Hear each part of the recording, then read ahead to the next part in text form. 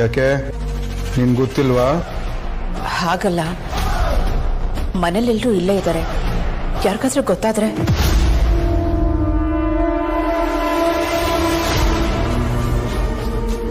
ಹೆದರ್ಕೊಂಬೇಡ ಸುಹಾಸಿನಿ, ಈ ಇನ್ಹೇಲರ್ ಇಂದ 2 ಪಂಪ್ ಸಾಕು. 15 ಸೆಕೆಂಡಲ್ಲಿ ಹಾರ್ಟ್ ಬೀಟ್ ಸ್ಟಾಪ್ ಆಗ್ಬಿಡುತ್ತೆ.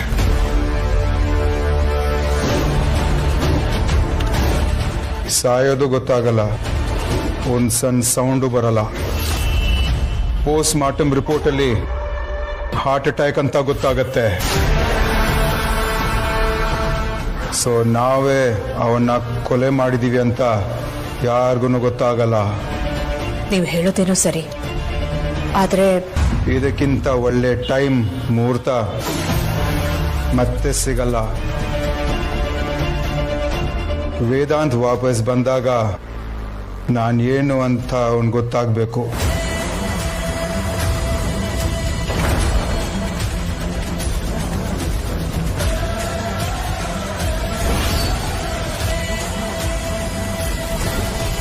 ಧ್ರುವನ್ ರೂಮು ಮೇಲ್ಗಡೆ ಇದೆ.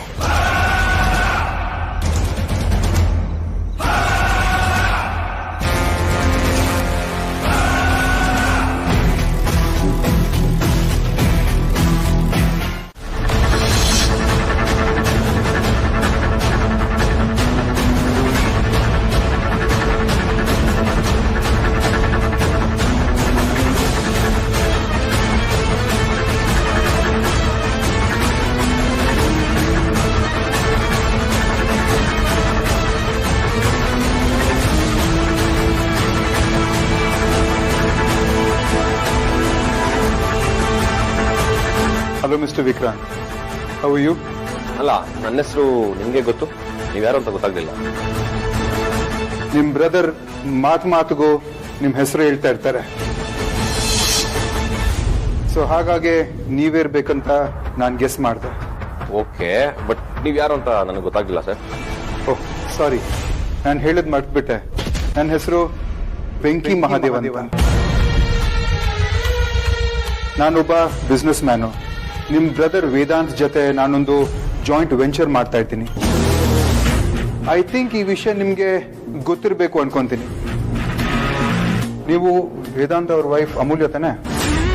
ಹೌದು, ನೀವ್ಯಾರು ಅಂತ ಗೊತ್ತಾಗ್ಲಿಲ್ಲ. ನಾನು ಇಷ್ಟೊತ್ತು ಅದೇ ಹೇಳ್ತಾ ಇದ್ದೆ ಮೇಡಮ್. ನನ್ನ ಹೆಸರು ಬೆಂಕಿ ಮಹಾದೇವ್ ಅಂತ. ನಾನು ತುಂಬಾ ದಿವಸದಿಂದ ವೇದಾಂತ್ನ ಮೀಟ್ ಮಾಡಲಿಲ್ಲ, ಅದಕ್ಕೆ ಅವ್ರನ್ನ ಹುಡ್ಕೊಂಡು ಆಫೀಸ್ ಹೋಗಿದೆ. ಬಟ್ ಅವರು ಆಫೀಸಲ್ಲಿ ಇಲ್ಲ ಅಂತ ಗೊತ್ತಾಯ್ತು, ಅದಕ್ಕೆ ಡೈರೆಕ್ಟ್ ಆಗಿ ಮನೆಗೆ ಬಂದೆ.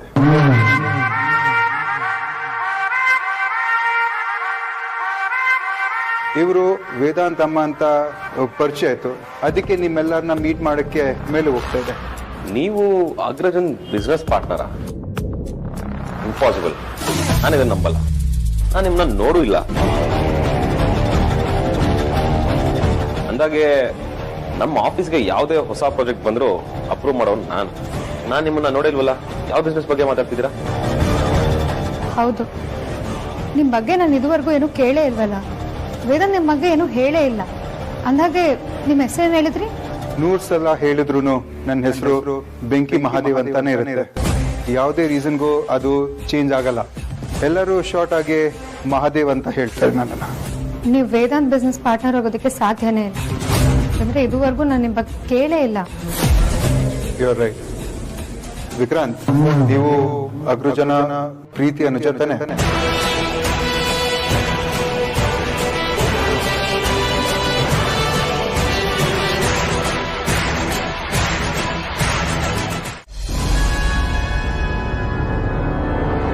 ಅದೇನಾಗುತ್ತೋ ಆಗ್ಲಿ, ನಾನ್ ಮಾತ್ರ ಅವನಿಗೆ ನನ್ನ ಮಗಳನ್ನ ಕೊಟ್ಟು ಮದುವೆ ಮಾಡಲ್ಲ. ನಾನು ಈಗಲೇ ವಿಕ್ಕಿ ವೇದಾಂತ್ಗೆ ಫೋನ್ ಮಾಡಿಸ್ತೀನಿ. ಬೇಡ ಪರಿ, ನಿನಗೆ ಇದೆಲ್ಲ ಅರ್ಥ ಆಗಲ್ಲ. ದಯವಿಟ್ಟು ನನ್ನ ಮಾತು ಕೇಳು. ನಿಮಗೆ ದಮ್ಮಯ್ಯ ಅಂತೀನಿ, ನನ್ನ ಮಾತ್ರ ತಡಿಬೇಡಿ. ನಾನು ಈಗಲೇ ವೇದಾಂತ್ಗೂ ವಿಕ್ಕಿಗೆ ಫೋನ್ ಮಾಡ್ತೀನಿ. ಪರಿ, ವೇದಾಂತ್ ಕೂಡ ಕಿಡ್ನಾಪ್ ಆಗಿರೋದು ಮರ್ತೋದ್ಯಾ? ಅಲ್ಲಿ ಯಾರಿಗೆ ಅಂತ ಹೇಳ್ತೀಯಾ? ನಾನು ವಿಕ್ಕಿಗೆ ಫೋನ್ ಮಾಡ್ತೀನಿ. ಈಗ ನಮ್ಮ ಸಮಸ್ಯೆನ ನಾವೇ ಬಗೆಹರಿಸ್ಕೋಬೇಕು. ನಿಜ ಪರಿ. ಯಾಕ್ರಿ ನಮ್ಮ ಕುಟುಂಬಕ್ಕೆ ಇದೆಲ್ಲ ಆಗ್ತಾ ಇದೆ? ನಾವು ಅವ್ರಿಗೆ ಏನು ಅನ್ಯಾಯ ಮಾಡಿದ್ದೀವಿ? ದೇವ್ರೆ, ಯಾಕಪ್ಪ ಈ ತರ ನಮಗೆ ಕಷ್ಟದ ಮೇಲೆ ಕಷ್ಟ ಕೊಡ್ತಿದ್ಯಾ? ಅದೆಲ್ಲ ಯೋಚನೆ ಮಾಡೋದಕ್ಕೆ ಇವಾಗ ಟೈಮ್ ಇಲ್ಲ ಪರಿ. ಅದಿತಿ ಇವಾಗ ತೇಜಸ್ ಜೊತೆಗಿದ್ದಾಳೆ. ಈಗ ನಾವು ಅವನು ಹೇಳ್ದಂಗೆ ಕೇಳಲಿಲ್ಲ ಅಂದ್ರೆ ಅವನು ಅದಿತಿಗೆ ಏನಾದರೂ ತೊಂದರೆ ಮಾಡಬಹುದು. ಇದು ಅಲ್ಲದೆ ನಾನು ಈಗ ಅವ್ರುಗಳು ಬಂದು ಬೇಗ ತಾಂಬೂಲ ಬದಲಾಯಿಸೋ ಕಾರ್ಯಕ್ರಮಕ್ಕೆ ಏನೇನು ಬೇಕೋ ಅದನ್ನೆಲ್ಲ ಹೊಂದಿಸ್ಕೊ. ಹಾಗೆ ಅಂಜನು ಬೇಗ ಬರೋದಕ್ಕೆ ಹೇಳು. ಬಾಬಾ ಒಂದು ನಿಮಿಷ. ಸರ್, ಡೋಂಟ್ ಮೈಂಡ್, ಸದ್ಯಕ್ಕೆ ಬಿಸ್ನೆಸ್ ಬಗ್ಗೆ ಮಾತಾಡೋಕ್ಕೆ ಮೂಡಿಲ್ಲ ಸರ್. ಏನಕ್ಕೆ ಅಂದರೆ ಮನೆಯಲ್ಲಿ ನಮ್ಮ ಅಣ್ಣ ಇಲ್ಲ, ಎಲ್ರಿಗೂ ತಲೆ ಕೆಟ್ಟೋಗಿದೆ. ಅವನು ಆದಷ್ಟು ಬೇಗ ಸಿಗ್ತಾನೆ ಅಂತ ಅಂದ್ಕೊಳ್ತೀನಿ. ಅವನು ಬಂದ ಮೇಲೆ ನಾನೇ ಹೇಳ್ತೀನಿ, ಅವಾಗ ಬಂದು ಮಾತಾಡೋಣ. ಎಸ್ ವಿಕ್ರಾಂತ್, ಹಾಗೆ ಆಗಲಿ. ಅವರು ಬಂದ ಮೇಲೇ ನಾನು ಬರ್ತೀನಿ. ನನ್ನಿಂದ ನಿಮಗೆ ಏನೋ ಹೆಲ್ಪ್ ಬೇಕಿದ್ರೆ ನನಗೆ ಫೋನ್ ಮಾಡಿ. ವೇದಾಂತ್ಗೋಸ್ಕರ ನಾನು ಏನು ಬೇಕಾದರೂ ಮಾಡೋಕ್ಕೆ ರೆಡಿ. ಶೋರ್ ಸರ್, ಅಗತ್ಯ ಇದ್ರೆ ಖಂಡಿತ ಕಾಲ್ ಮಾಡ್ತೀನಿ. ಕಾಫಿ ಕುಡ್ಕೊಂಡು ಹೋಗಿ. ಇಟ್ಸ್ ಓಕೆ, ಇನ್ನೊಂದ್ಸತಿ ಬರ್ತೀನಿ. ಬಾಬಾ ಒಂದು ನಿಮಿಷ. Okay, nice. ಬಂದೆ.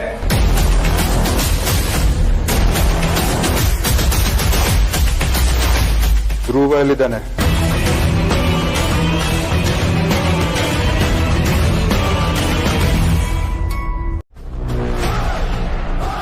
ಅಗ್ನಿ ಫ್ಯಾಮಿಲಿನ ಟಚ್ ಮಾಡಿದ್ರೆ ಏನಾಗತ್ತಂತ ಅರ್ಥ ಆಗಬೇಕು. ಇವತ್ತು ನಿನ್ನ ಕತೆ ಮುಗೀತು.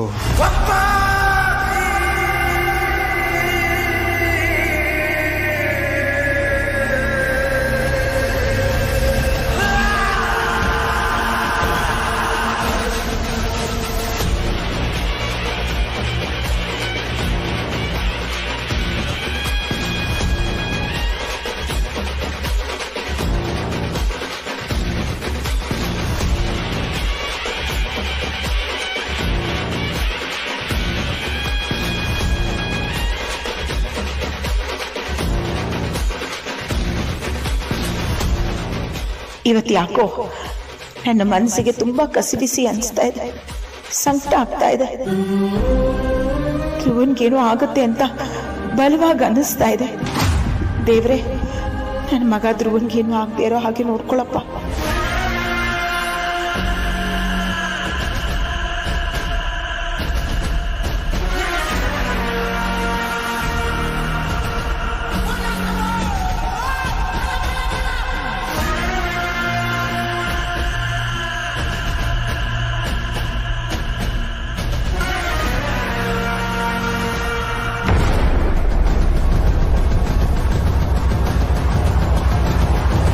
ಸರಿ ಸರ್, ಥ್ಯಾಂಕ್ ಯು.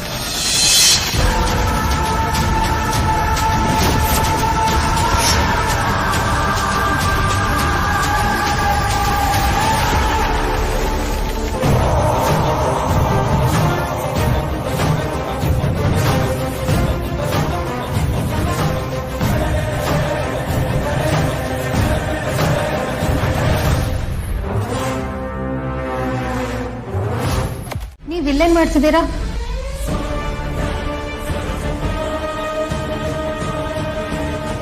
ವಾಶ್ರೂಮ್ ಹೋಗೋಣ ಅಂತ ಬಂದೆ. ಇವ್ರನ್ನ ನೋಡಿದೆ, ಒಂದ್ಸತಿ ಮಾತಾಡ್ಬಿಟ್ಟು ಹೋಗೋಣ ಅಂತ.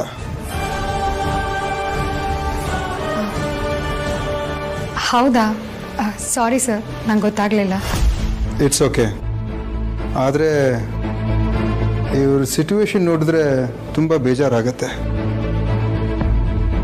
ಹೌದು ಸರ್, ಇವರು ರಾಜಣ್ಣ ಅಂತ ನನ್ನ ಗಂಡನ ತಮ್ಮ. ಸ್ವಲ್ಪ ದಿನದಿಂದ ಆಕ್ಸಿಡೆಂಟ್ ಆಗಿ ಅವ್ರು ಈ ಥರ ಆಗಿದ್ದಾರೆ. ಸಾರಿ, ನನಗೆ ಇವರು ವೇದಾಂತ್ ತಮ್ಮ ಅಂತ ಗೊತ್ತಾಗಲಿಲ್ಲ. ವೇದಾಂತ್ ಕೂಡ ಏನೂ ಹೇಳಿರಲಿಲ್ಲ. ಪಾಪ, ನಿಮ್ಮ ಫ್ಯಾಮಿಲಿ ತುಂಬ ಟ್ರಾಜಿಡಿ ಅನಿಸುತ್ತೆ. ಒಂದಾದ್ಮೇಲೆ ಒಂದು ಪ್ರಾಬ್ಲಮ್ ಆಗ್ತಾನೇ ಇದೆ. ಇಷ್ಟಕ್ಕೆ ಹೀಗಂದ್ರೆ ಹೇಗೆ? ನೋಡಬೇಕಾಗಿರೋದು ತುಂಬ ಇದೆ. ಆಮೇಲೆ ನೆಮ್ಮದಿ ಅಲ್ಲ, ಪ್ರಾಣನೇ ಇರಲ್ಲ.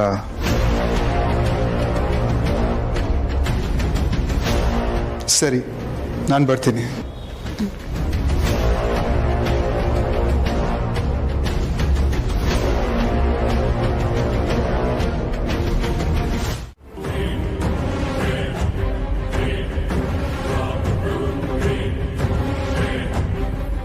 ಜೊತೆ ನಾನು ತುಂಬಾ ಕ್ಲೋಸ್ ಆಗಿ ಮಾತಾಡಿದ್ದೀನಿ. ಎಲ್ಲಿ ಮಾತಾಡಿದ್ದೀನಿ, ಯಾವಾಗ ಮಾತಾಡಿದ್ದೀನಿ ಅಂತ ಗೊತ್ತಾಗ್ತಾ ಇಲ್ಲ. ಅಲ್ವಾ, ಈಗ ನನಗೂ ಹಾಗೆ ಅನಿಸ್ತಿದೆ. ಇವತ್ತು ಬೇರೆ ಯಜಮಾನ್ರು ಇವ್ರ ಹತ್ರ ತುಂಬ ಹೊತ್ತು ಮಾತಾಡಿದ್ದಾರೆ. ಇವಳು ಬೇರೆ ಅವ್ರು ಮಾತಾಡಿರೋದನ್ನ ರೆಕಾರ್ಡ್ ಮಾಡ್ಕೊಂಡಿದ್ದಾಳೆ. ಇವ್ರಿಗೇನಾದರೂ ಅದು ಯಜಮಾನ್ರು ವಾಯ್ಸ್ ಅಂತ ಗೊತ್ತಾದರೆ ನಾವು ಗ್ಯಾರಂಟಿ ಕಂಬಿ ಎಣಿಸ್ಲೇಬೇಕಾಗುತ್ತೆ. ಈ ಆಡಿಯೋ ಕ್ಲಿಪ್ನ ಇಟ್ಕೊಂಡು ಒಳ್ಳೆ ಕೆಲಸ ಮಾಡಿದ್ಯಾ. ಇದನ್ನ ಪ್ರಜ್ವಲ್ಗೆ ಹೇಳಬೇಕು. ಅವನ ಹತ್ರ ಏನಾದ್ರೂ ಐಡಿಯಾಸ್ ಇರುತ್ತೆ, ಯಾರು ಅಂತ ಪತ್ತೆ ಹಚ್ಬೋದು. ಕರೆಕ್ಟ್ ಬಾವ, ವಾಯ್ಸ್ನ ಪ್ರಜ್ವಲಿಗೆ ಕಳಿಸಿದ್ರೆ ಯಾರು ಅಂತ ಗೊತ್ತಾಗುತ್ತೆ. ಇರು, ಅವ್ರಿಗೆ ಈಗಲೇ ಫೋನ್ ಮಾಡ್ತೀನಿ.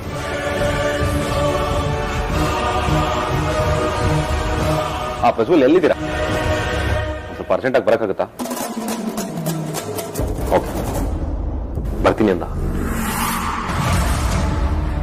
ಅವ್ನು ಬರೋದ್ರೊಳಗಡೆ ಏನಾದರೂ ಮಾಡಬೇಕು, ಇಲ್ಲ ಅಂದರೆ ನಮ್ಮ ಯಜಮಾನ್ರು ವಾಯ್ಸ್ ಅಂತ ಕಂಡುಹಿಡಿದು ಬಿಡ್ತಾರೆ.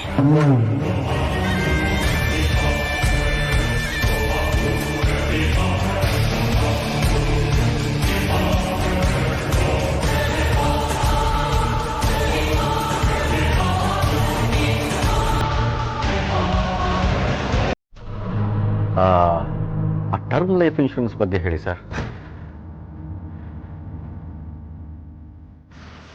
ಅಲ್ಲ, ನಾನು ಯಾಕೆ ಇದನ್ನು ಕೇಳಿದೆ ಅಂದರೆ ನನಗೆ ಅದ್ರ ಬಗ್ಗೆ ಸ್ವಲ್ಪ ಗೊತ್ತು. ನನಗೆ ದುಡ್ಡು ಬರದೆ ಹೋದರೂ ಪರವಾಗಿಲ್ಲ, ನನ್ನ ಹೆಂಡತಿ ಮಕ್ಳಿಗೆ ದುಡ್ಡು ಸಿಕ್ಕರೆ ಸಾಕು ಸರ್.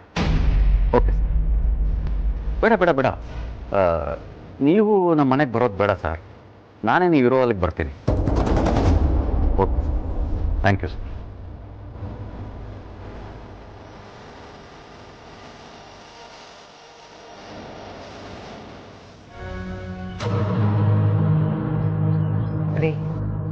ಯಾರ ಹತ್ರ ಮಾತಾಡ್ತಿದ್ರಿ?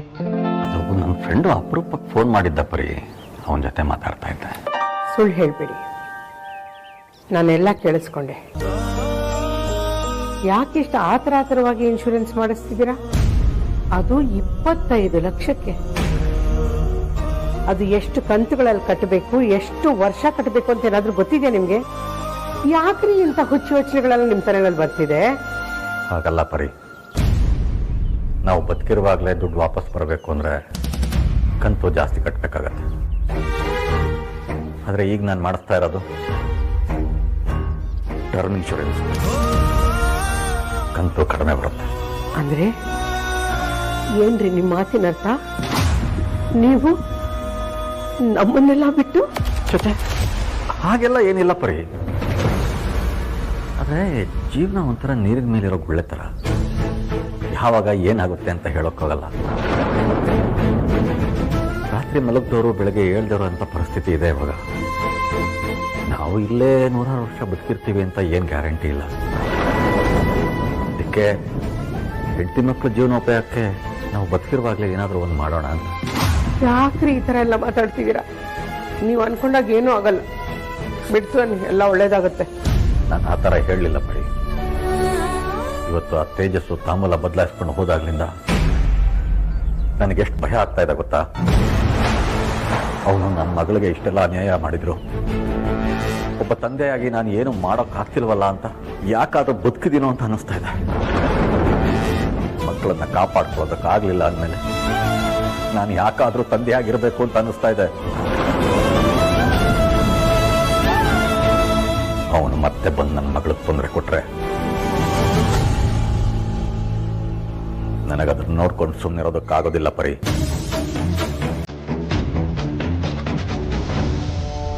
ನನಗೇನ್ ಬೇಕಾದರೂ ಆಗಬಹುದು.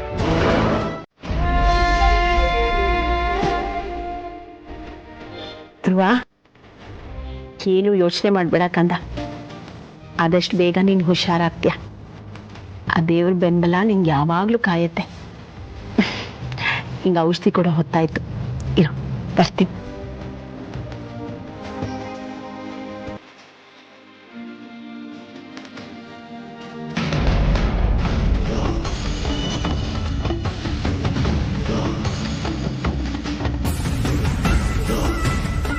ನೀನು ಯಾವ ನಕ್ಷತ್ರದಲ್ಲಿ ಹುಟ್ಟಿದ್ಯೋ, ನೀನು ಸಾಯಿಸ್ಬೇಕು ಅನ್ಕೊಂಡಾಗೆಲ್ಲ ನಿನ್ನ ಆಯ್ಸ್ ಗಟ್ಟಿ ಆಗ್ತಾ ಇದೆ. ನೀನು ಅವತ್ತು ಆಕ್ಸಿಡೆಂಟಲ್ಲೇ ಹೋಗ್ಬೇಕಾಗಿತ್ತು.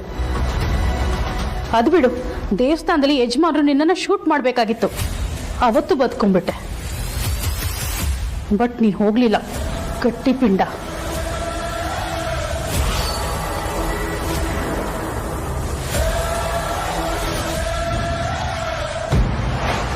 ಇವತ್ತು ಅಷ್ಟೇ ನಿನ್ನನ್ನು ಮುಗಿಸ್ಬೇಕು ಅಂತ ಮನೆಗೆ ಹುಡ್ಕೊಂಡು ಬಂದ್ರು. ಆದ್ರೂ ನಿನ್ನನ್ನು ಏನು ಮಾಡಕ್ಕಾಗ್ತಿಲ್ಲ, ಬದುಕೊಂಡ್ಬಿಟ್ಟೆ. ಯಾರು ನಿನ್ನಷ್ಟು ನಮ್ಮನ್ನ ಭಯಪಡಿಸಿರ್ಲಿಲ್ಲ ಕಣೋ. ಹಾಗಂತ ನೀನ್ ಚಿರಂಜೀವಿ ಆಗಕ್ಕೂ ಸಾಧ್ಯ ಇಲ್ಲ. ನಿನ್ ಮೂತಿಗೆ ಲವರ್ ಬೇರೆ. ನನ್ನೇನ್ ನೋಡ್ತಾ ಇದೀಯಾ?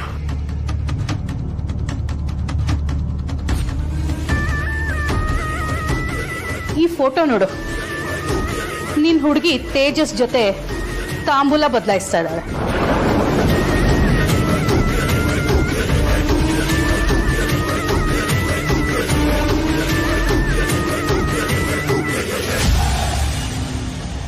ಸ್ವಲ್ಪ ಸಮಾಧಾನ ಧ್ರುವ. ನಿನ್ ತಿಥಿ ಫಸ್ಟ್ ಆಗುತ್ತೋ ನಮ್ ತೇಜಸ್ ಜೊತೆ ಅದಿತಿ ಮದ್ವೆ ಫಸ್ಟ್ ಆಗುತ್ತೋ ನೋಡೇ ಬಿಡೋಣ.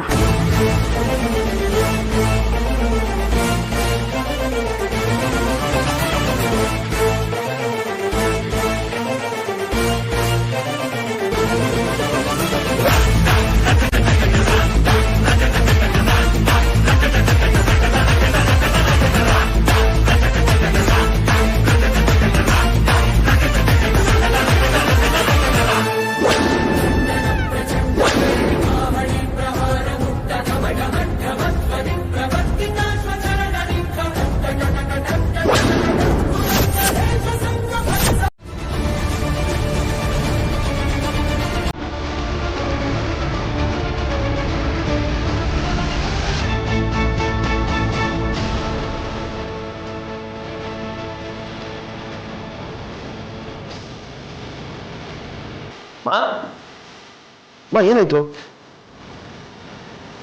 ಏನಾಯ್ತತ್ತೆ? ಧ್ರುವಂಗೆಲ್ಲ ಗೊತ್ತಾಗ್ತಾ ಇದೆ. ಮೊದ್ಲಿನ ಹಾಗೆ ಹುಷಾರಾಗ್ತಿದ್ದಾನೆ.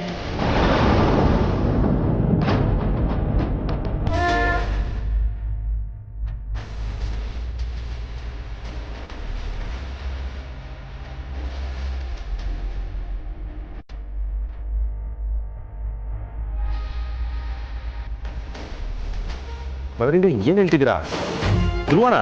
ಧ್ರುವ ಅಕ್ಕನ ಐಡೆಂಟಿಫೈ ಮಾಡಿ ಗೆದ್ ಬಂದು ತಾನೇ ಅಕ್ಕನ ಹಗ್ ಮಾಡ್ಕೊಂಡ.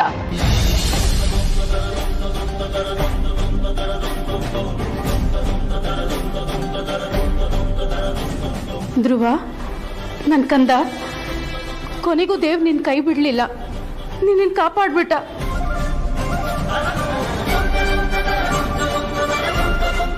ಸ್ವಲ್ಪ ದಿವಸದಲ್ಲೇ ಮುಂಚಿನ ತರ ಆಗ್ತೀಯ ಪುಟ್ಟ. ವಿಕ್ರಾಂತ್, ಧ್ರುವ ನನ್ನನ್ನು ತಪ್ಕೊಂಡಿದ್ದ ಗೊತ್ತಾ? ಒಂದ್ಸಲ ನನ್ ಕಣ್ಣನ್ನೇ ನಂಬಕ್ಕಾಗ್ಲಿಲ್ಲ.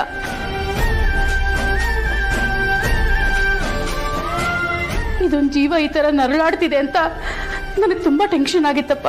ಇವತ್ತೇನಾಯ್ತೋ ಗೊತ್ತಿಲ್ಲ, ನಾನು ನೋಡ್ತಿದ್ದಾಗ್ಲೇ ನನ್ನನ್ನು ತಪ್ಕೊಂಡ್ಬಿಟ್ಟ.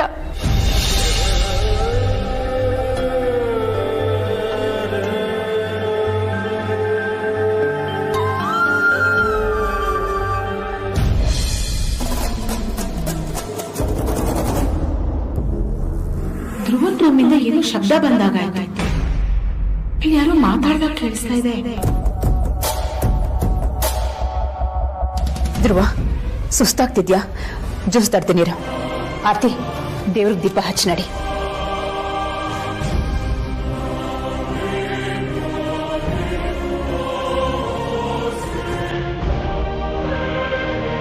ಅಮ್ಮ ಹೇಳ್ತಿರೋದು ನಿಜನೇನು?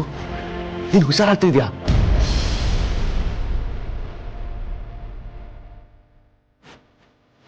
ಅಣ್ಣ, ನನಗೆ ಗೊತ್ತಿತ್ತು ಕಣೋ ಅವ್ನು ಹುಷಾರ್ ಆಗೇ ಆಗ್ತಾನೆ ಅಂತ.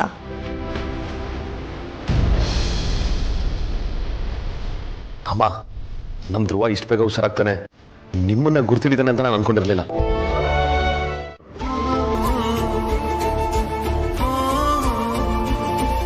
ಹೌದು ಕಣೋ, ಅಣ್ಣಂದಿರು ತುಂಬಾ ಖುಷಿ ಪಡ್ತಾ ಇದ್ದ.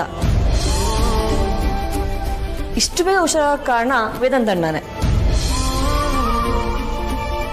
ಅವನಷ್ಟೇ ಅಲ್ಲ, ನಮ್ಮ ವೈಜಯಂತಿ ಅಮ್ಮ ಕೂಡ ಧ್ರುವನ್ನ ಸ್ವಂತ ಮಗನ ಥರ ನೋಡ್ಕೊಂಡಿದ್ದಾರೆ.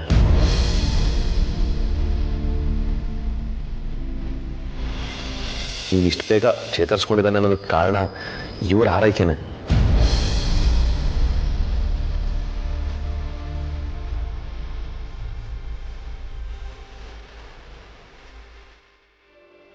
ವಿಕ್ರಾಂತ್ ಇವ್ನು ಚಿಕ್ಕವನಿದ್ದಾಗ ಯಾವ ಥರ ತುಂಟಾಟ ಆಡ್ತಿದ್ದ, ನಮ್ಮನ್ನ ಹ್ಯಾಕ್ ಗೋಳಿಕೊಳ್ತಿದ್ದ ಅಂತ ಹೇಳ್ತಾ ಇದ್ದೆ. ಖುಷಿಯಾಗಿ ನನ್ನನ್ನು ತಪ್ಕೊಂಡ್ಬಿಟ್ಟ.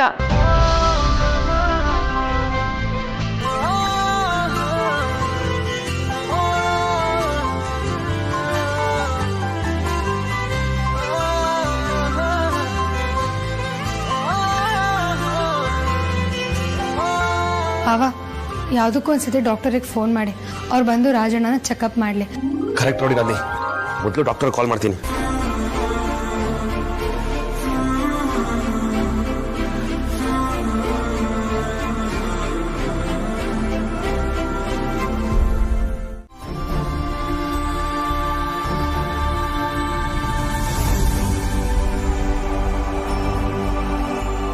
ಧ್ರುವ, ನೀನಿವತ್ತು ಯಾರ ಸಪೋರ್ಟ್ ಇಲ್ದೇನೆ ನಿಂತ್ಕೊಂಡೆ ಅಂತೆ. ಅತ್ತೆನ ತಪ್ಕೊಂಡೆ ಅಂತ ಅದಕ್ಕೆ ಹೇಳ್ತಿದ್ರು, ನಿಜಾನ ಧ್ರುವ? ನಿಂಗೆ ಅವರೇ ನಿಮ್ಮಮ್ಮ ಅಂತ ಗೊತ್ತಾಯ್ತಾ? ಹಾಗಾದ್ರೆ ನಾನು ಯಾರು ಅಂತ ಹೇಳಿ ನೋಡೋಣ. ನನಗೆ ಎಷ್ಟು ಖುಷಿ ಆಗ್ತಿದೆ ಅಂದರೆ ನಂಗೆ ಹೇಳ್ಕೊಳ್ಳೋದಕ್ಕೂ ಬರ್ತಿಲ್ಲ ಧ್ರುವ. ಇಷ್ಟು ಬೇಗ ಇಷ್ಟೊಂದು changes. I love you Dhruva, I love you.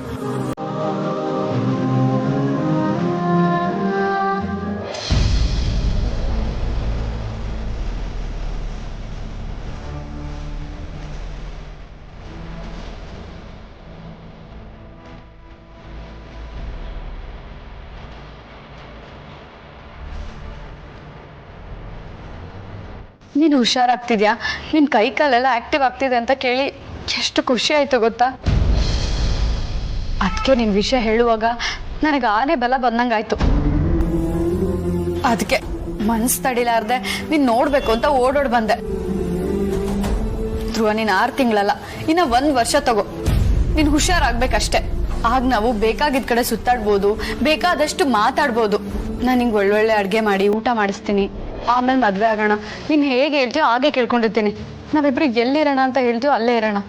ನಿಮ್ಮನೆ ಆದರೂ ಸರಿ, ನಮ್ಮನೆ ಆದರೂ ಸರಿ. ಒಟ್ಟಿನಲ್ಲಿ ನಾನು ನೀನು ಯಾವಾಗಲೂ ಜೊತೆಗಿರ್ಬೇಕಷ್ಟೆ.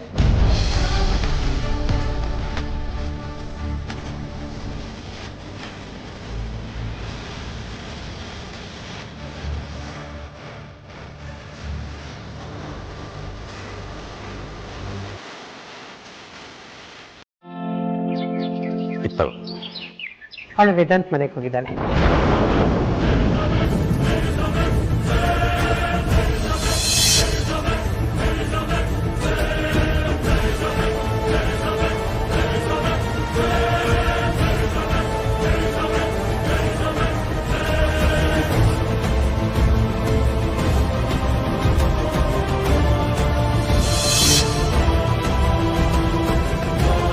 ಅವಳನ್ನ ಅಲ್ಲಿಗೆ ಯಾಕೆ ಕಳಿಸ್ತೆ ಪರಿ? ಅವಳು ಅವ್ರ ಮನೆಗೆ ಹೋಗದೇ ಇರೋ ನೀನು ನೋಡ್ಕೊಂಡಿರೋ ಅಂತ ನಾನು ಹೇಳಿದ್ದೆ ಅಲ್ವಾ? ಹೋದ್ರೆ ತಪ್ಪೇನಿದೆ ರೀ. ನಾವಂತೂ ವೇದಾಂತ್ ಕಿಡ್ನಾಪ್ ಆದಾಗ ಹೋಗ್ಲಿಲ್ಲ. ಅಮ್ಮು ಆರ್ತಿಗೆ ಇವಳು ಓದ್ಲಲ್ಲ ಅಂತ ಸಮಾಧಾನನಾದ್ರೂ ಆಗುತ್ತೆ. ಹಾಗಲ್ಲ ಪರಿ, ನಾವು ಅವ್ರ ಮನೆಗೆ ಹೋಗಿ ಬರೋದು ಮಾಡೋದು ಆ ಸುಹಾಸಿನಿಗೆ ಇಷ್ಟ ಆಗೋಲ್ಲ ಅಂತ ನನಗೆ ಗೊತ್ತಿದೆ ತಾನೆ. ಬರಬೇಡ ಅಂತ ಅಷ್ಟು ಸ್ಪಷ್ಟವಾಗಿ ಹೇಳಿದ್ಮೇಲೂ ಹೋದ್ರೆ ಏನ್ ಮರ್ಯಾದೆ ಇರುತ್ತೆ ಹೇಳು? ರೀ, ಈಗಿನ ಪರಿಸ್ಥಿತಿನ ಅವರು ಅರ್ಥ ಮಾಡ್ಕೊಳ್ತಾರೆ ಬಿಡಿ. ನೀವ್ ಅಂದ್ಕೊಂಡಾಗೇನೂ ಆಗೋದಿಲ್ಲ. ನೀನು ಹೇಳ್ತಾ ಇರೋದು ಸರಿಯಾಗೇ ಇದೆ ಪರಿ. ಆದರೆ ಅದಿತಿ ಮದುವೆ ವಯಸ್ಸಿಗೆ ಬಂದಿರೋ ಹುಡುಗಿ. ಈ ಟೈಮ್ನಲ್ಲೆಲ್ಲ ಅವಳು ಆ ಮನೇಲಿ ಇರಬಾರ್ದು. ನನಗೆ ಯಾಕೋ ಅವಳಲ್ಲಿ ಹೋಗೋದು ಅಷ್ಟು ಸರಿ ಕಾಣಿಸ್ತಾ ಇಲ್ಲ. ಮೊದಲು ಅವಳನ್ನ ವಾಪಸ್ ಕರೆಸ್ಕೊ. ಇನ್ಮೇಲಿಂದ ನೀವು ಅದಿತಿ ಬಗ್ಗೆ ಹಾಗೆಲ್ಲ ಮಾತಾಡಬೇಡಿ. ಹೌದು ರೀ, ಇವತ್ತು ತೇಜಸ್ ಬಂದು ಹೋದ್ಮೇಲೆ ಅವಳು ಆಡಿದ ಮಾತುಗಳನ್ನ ಕೇಳಿದ್ರ ಅವಳ ಮೇಲಿದ್ದ ಅಭಿಪ್ರಾಯ ಎಲ್ಲ ನನಗೆ ಪೂರ್ಣವಾಗಿ ಬದಲಾಗಿದೆ. ಅವಳಿಗೆ ಜವಾಬ್ದಾರಿ ಬಂದಿದೆ. ಅವಳು ನಿಮಗೆ ಯಾವ ಥರ ಧೈರ್ಯ ಹೇಳಿದ್ಲು ಅನ್ನೋದನ್ನ ಮರ್ತ್ಬಿಟ್ರ? ಈಗ ಅವಳು ಚಿಕ್ಕವಳಲ್ಲ, ಬುದ್ಧಿ ಬಂದಿದೆ. ಇನ್ಮೇಲೆ ನಾವು ಅವಳಿಗೆ ಬುದ್ಧಿ ಹೇಳೋ ಅವಶ್ಯಕತೆ ಇಲ್ಲ ಅಂತ ಅನ್ಸುತ್ತೆ. ಅವಳಿಗೆ ತಪ್ಪು ಯಾವುದು ಸರಿ ಯಾವುದು ಅಂತ ತೀರ್ಮಾನಿಸೋ ಶಕ್ತಿ ಇದೆ. ನೀವು ಹೆಚ್ಚಿಗೆ ತಲೆ ಕೆಡಿಸ್ಕೋಬೇಡ್ರಿ. ಅವಳು ನಮ್ಮ ಮಗಳು, ಏನೇ ಮಾಡಿದ್ರು ಯೋಚನೆ ಮಾಡೇ ಮಾಡ್ತಾಳೆ. ನೀನು ಇಷ್ಟೇ ಮಾಡ್ತಾ ಇರೋದು ಸರಿನೇ ಅನ್ನಿಸ್ತಾ ಇದೆ. ಇನ್ಮೇಲೆ ನಾನು ಅವಳನ್ನ ಪ್ರಶ್ನೆ ಮಾಡಲ್ಲ. ನಾನೇನಾದರೂ ಪ್ರಶ್ನೆ ಮಾಡಿದ್ರೆ ಅವಳು ನಮ್ಮ ಮೇಲೆ ಇಟ್ಟಿರೋ ನಂಬಿಕೆನ ಪೂರ್ತಿ ಕಳ್ಕೊಂಡ್ಬಿಡ್ತಾಳೆ.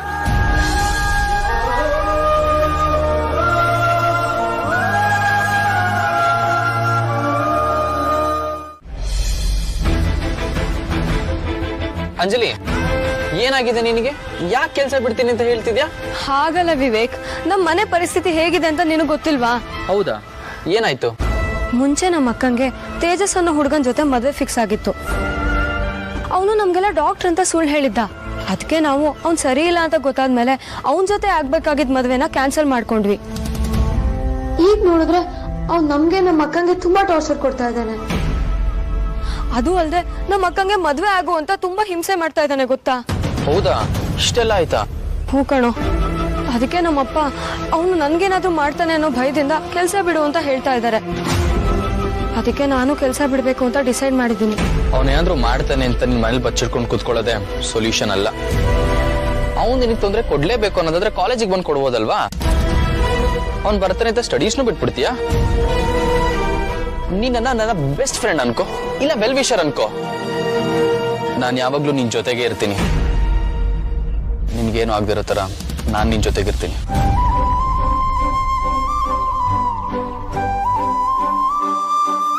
ಈಗ ನೀನ್ ಹೇಳಿದ್ಮೇಲೆ ನಂಗೆ ಸ್ವಲ್ಪ ಧೈರ್ಯ ಬಂತು ಕಣೋ.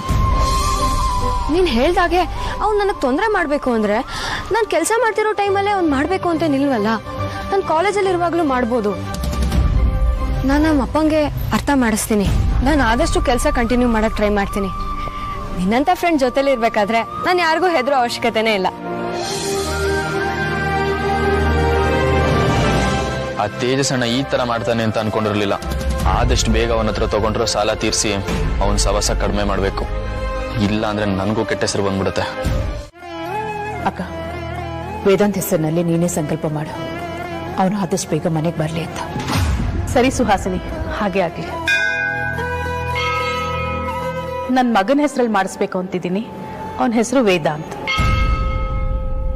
ನಕ್ಷತ್ರ ಗೋತ್ರ ಹೇಳಿ ಅಮ್ಮ ಅವ್ರದ್ದು. ಬೇಗ ಹೇಳಿ ಅಮ್ಮ.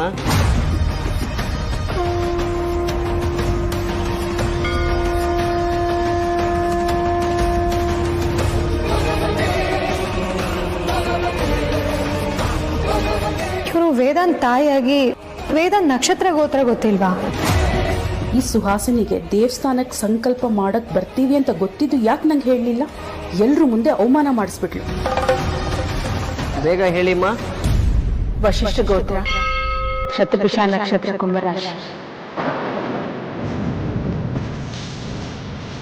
ಶತಭಿಷ ನಕ್ಷತ್ರೆ ಕುಂಭರಾಶಿಜಾತಸ್ಯ ವಸಿಷ್ಠಕುಲಗೋತ್ರೋದ್ಭವಸ್ಯ ಸಕುಟುಂಬ ಪರಿವಾರಮೇತಸ್ಯ ಅಷ್ಟೋತ್ತರಶತನಾಮಾರ್ಚನ ಪೂಜಾಂ ಕರಿಷ್ಯೆ ದೇವೇನ್ವಾಜಮನತನಯೋ ದೇವಾ.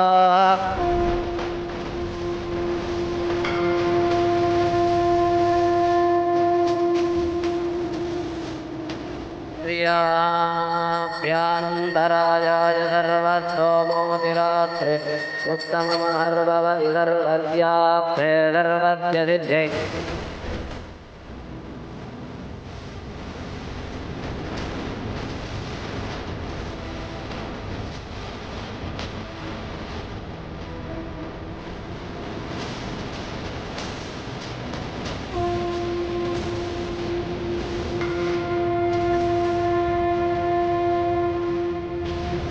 ಅಮ್ಮ, ವೇದಾಂತ್ ನಕ್ಷತ್ರ ಗೋತ್ರ ನಿಮ್ಗೆ ಹೇಗೆ ಗೊತ್ತು?